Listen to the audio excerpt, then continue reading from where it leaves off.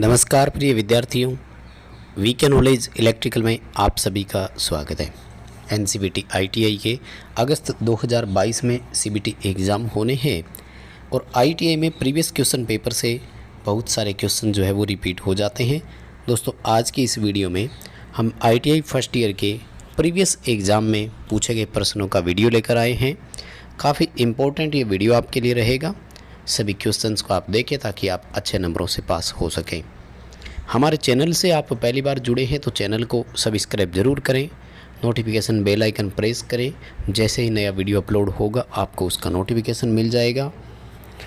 इस वीडियो को अपने दोस्तों को फॉरवर्ड ज़रूर कर देवें ताकि वो भी इसे देख सकें और अच्छे नंबरों से पास हो सकें।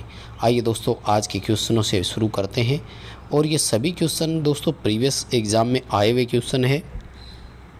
सो आप इन्हें अच्छे से तैयार करके ज़रूर जाएं। आज का सवाल नंबर 1 आपके स्क्रीन पर है। BIS का पूरा नाम क्या है? दोस्तों आपसे पूछा जा रहा है। तो BIS एक इंस्टीट्यूट है भारत का जिसका पूरा नाम है ब्यूरो ऑफ इंडियन स्टैंडर्ड। ये हमारे इलेक्ट्रिकल के इक्विपमेंट्स जितने भी होते हैं उन सभी का, इसके साथ साथ ऑल अदर जितने भी प्रोडक्ट्स होते हैं उन सभी का मानकीकरण डिसाइड करता है। ये उन सभी का मानक डिसाइड करता है कि ये सेफ्टी सिक्योरिटी के पर्पज़ से कितना सिक्योर है, यानी सेफ्टी एंड प्रोटेक्शन जो होता है वो डिसाइड करना इन्हीं का काम होता है। बी उत्तर के साथ हम जाएंगे, ब्यूरो ऑफ इंडियन स्टैंडर्ड। आगे दोस्तों आपको एक टूल दिखाया गया और पूछा कि इस टूल का उपयोग क्या है। फर्स्ट ऑफ ऑल तो आपको इसका नाम बता दूं मैं, तो दोस्तों इसका नाम है पिंसर। इस टूल को हम पिंसर बोलते हैं और ये पिंसर लकड़ी में से कील निकालने के काम में लिया जाता है। सी उत्तर आएगा, लकड़ी से कील निकालने के लिए हम इसका उपयोग करते हैं। आगे दोस्तों एक वायरिंग का प्रतीक आपको दिखाया गया और पूछा कि वायरिंग में प्रयुक्त इस प्रतीक का नाम क्या है। अगर आप इसका ऑप्शन देखेंगे तो डी में आपको एक ऑप्शन दिखाई दे रहा है, प्लग एंड सॉकेट बोलते हैं इसको। और पूरी डिटेल से आगे जाएं तो इससे ध्यान रखें, मेल फीमेल कॉन्टैक्ट भी कहा जाता है। लिंक जो होता है उसका प्रतीक दोस्तों इस तरह से रहता है, फ्यूज का प्रतीक जो होता है वो इस तरह से रहता है और पुल स्विच जो होता है वो टोरी युक्त स्विच होता है। आगे जो क्वेश्चन दिखाया गया है दोस्तों, इसमें पूछ रहा है कि जो एनर्जी मीटर की एल्यूमिनियम की डिस्क होती है उसकी परिधि पर आमने सामने 2 होल किए जाते हैं, उनका कारण क्या है? दोस्तों एनर्जी मीटर में एक दोष पाया जाता है जिसे क्रीपिंग एरर कहा जाता है।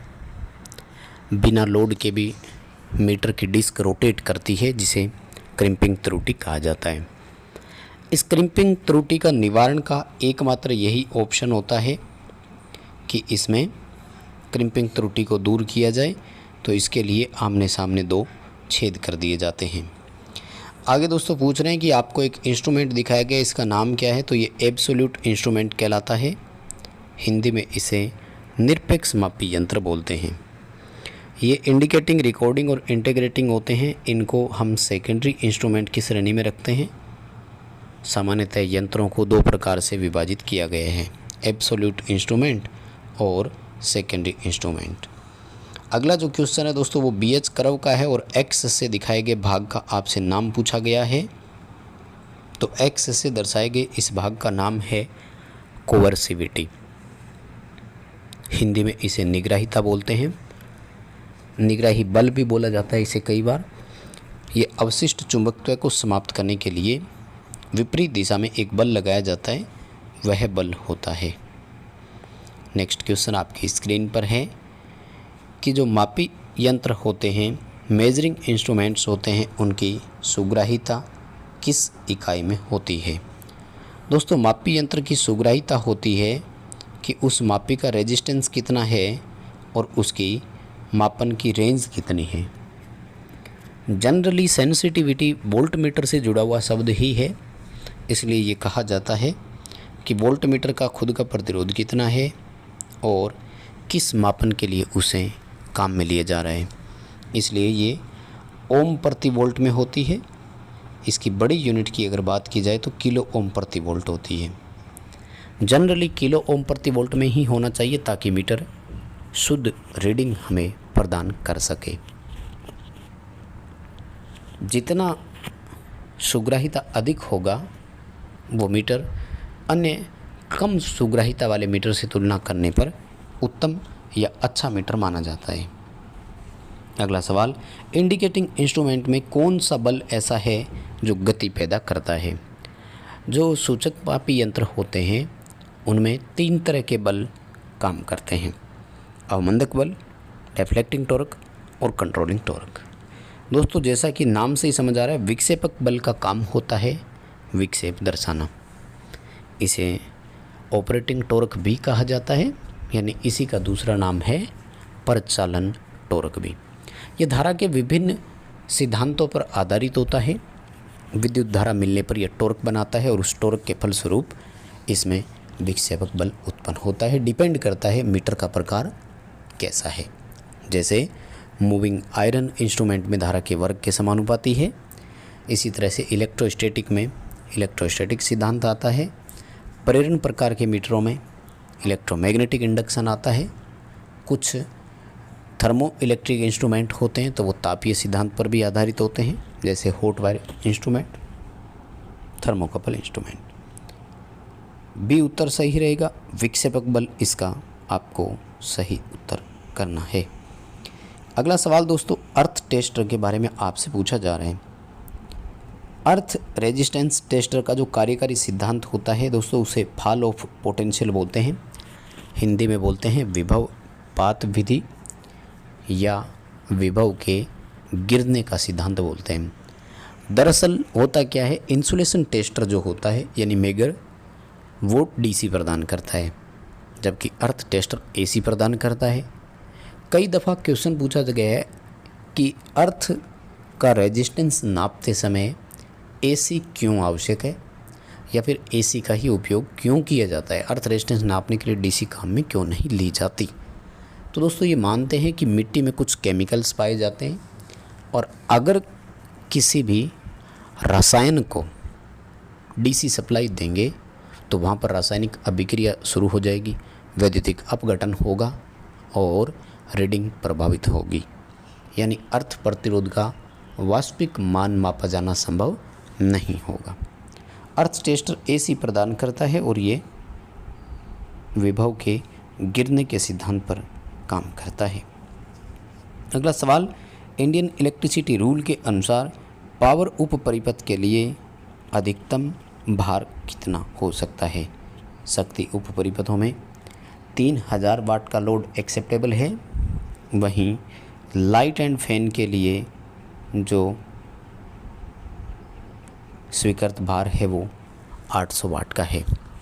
कंज्यूमिंग पॉइंट की बात की जाए तो लाइट एंड फैन में 10 उपभोग बिंदु हो सकते हैं, वहीं पावर सब सर्किट में 2 उपभोग बिंदु हो सकते हैं।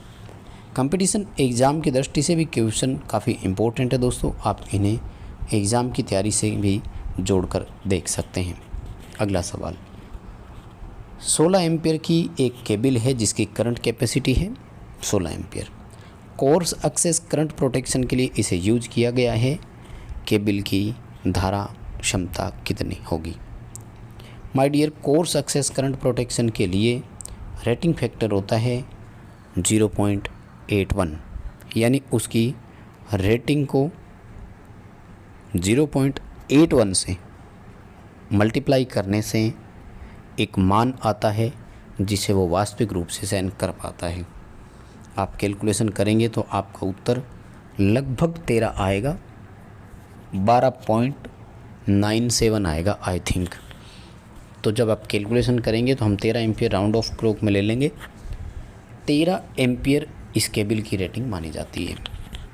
दोस्तों अगर यही सवाल क्लोज एक्सेस करंट प्रोटेक्शन होता यहाँ पर, तो क्लोज एक्सेस करंट प्रोटेक्शन के लिए रेटिंग फैक्टर 1.23 है। 16 को आप लगभग 1.23 से मल्टीप्लाई करते तो जो करंट की रेटिंग है वो लगभग 20 एम्पियर के आसपास आती। ये इन दोनों का डिफरेंस है। इस टॉपिक पर मैंने एक बार कंप्लीट वीडियो आपको दिया हुआ है, आई थिंक आप चीज़ों को वहाँ समझ सकते हैं। अगला सवाल है कि तांबे के परमाणु में तीसरे कक्ष में कितने इलेक्ट्रॉन होते हैं। दोस्तों, तांबे में टोटल परमाणु 29 होते हैं। अब 2n² नियम से अगर वितरित करें तो पहली कक्षा में 2 होंगे, दूसरे में 8, तीसरे में 18 और चौथी में 1 होगा। यहाँ थर्ड क्लास में पूछा है, थर्ड ऑर्बिट में पूछा है, तो सी ऑप्शन कर देंगे दोस्तों, 18 उत्तर आएगा। मुक्त इलेक्ट्रॉनों की अगर बात की जाए तो इसमें केवल 1 बचेगा, क्योंकि अंतिम कक्षा में जो होता है वो मुक्त इलेक्ट्रॉन या सेमी वैलेंस इलेक्ट्रॉन की दृष्टि से देखा जा सकता है। अगला सवाल, श्रेणी परिपथ का उपयोग क्या है, यानी निम्न में से कौन सा एग्जाम्पल सीरीज़ का है। देखो, वोल्टमीटर समांतर में होता है, घरेलू लाइटिंग सर्किट समांतर में होते हैं, एमीटर में शंट भी समांतर में होता है। लेकिन वोल्टमीटर में जो मल्टीप्लायर होता है, मल्टीप्लायर यानी प्रतिरोधक, जो कि वोल्टमीटर की रेंज बढ़ाने के लिए भी काम में लिया जाता है, तो दोस्तों वो श्रेणी क्रम में लगता है। वैसे सेल अधिक वोल्टेज प्राप्त करने के लिए सेलों में लगते हैं, कैपेसिटर धारिता कम करने के लिए भी श्रेणी क्रम में लगते हैं। काफ़ी सारे एग्जाम्पल है, बट आपसे इस क्वेश्चन में ये पूछा गया कि चारों ऑप्शन में से बताओ श्रेणी का कौन सा है। तो ए बी सी तीनों समांतर के एग्जाम्पल है, जबकि नंबर 4 जो है ये श्रेणी क्रम का एग्जाम्पल है। आपका यहाँ डी उत्तर सही रहेगा। अगला सवाल, कैपेसिटर की यूनिट पूछा गया है, कैपेसिटेंस। तो दोस्तों, कैपेसिटेंस फेराड में होता है, महो ससेप्टेंस की इकाई है, हेनरी इंडक्टेंस की इकाई है, कूलाम चार्ज की इकाई है, आवेश की इकाई है।